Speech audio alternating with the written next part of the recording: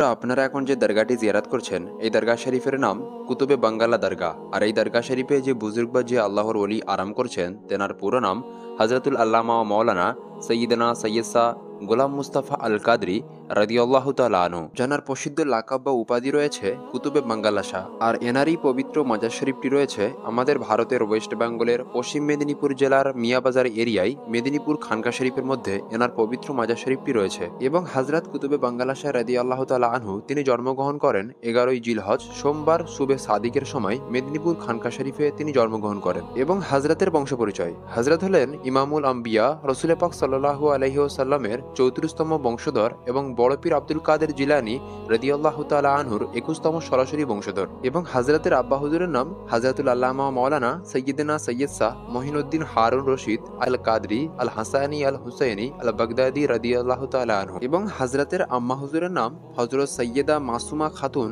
রাদিয়াল্লাহু তাআলা আনহা। এবং হযরত গোলাম মুস্তাফা আল কাদরি রাদিয়াল্লাহু তাআলা আনহু অর্থাৎ কুতুবে বাঙ্গালা শাহ রাদিয়াল্লাহু তাআলা আনহু তিনি বেশাল শরীফ করেন বা ইন্তেকাল করেন 29শে রবিউল আউয়াল 17ই সেপ্টেম্বর 1993 খ্রিস্টাব্দে কলকাতা দরবার শরীফে। এই প্রত্যেক বছর বাৎসরিক উরুস শরীফ পালিত হয়ে থাকে প্রত্যেক বছর আরবি ক্যালেন্ডার অনুযায়ী 29শে রবিউল আউয়াল। এবং এই উরুস শরীফের তথ্য প্রদান ও দায়িত্বে আছেন বর্তমান মেদিনীপুর দরবার শরীফের সাজাদানাসীন ও গদ্দিনাসীন পীর হযরতুল আল্লামা মাওলানা সৈয়দনা সৈয়দ শাহ জেলাল মুর্শিদ আল কাদরি আল হাসানি ওয়াল হুসাইনি আল বাগদাদি মাদ্দাজিল্লাহুল আলী নুরানি হুজুর কেবলা।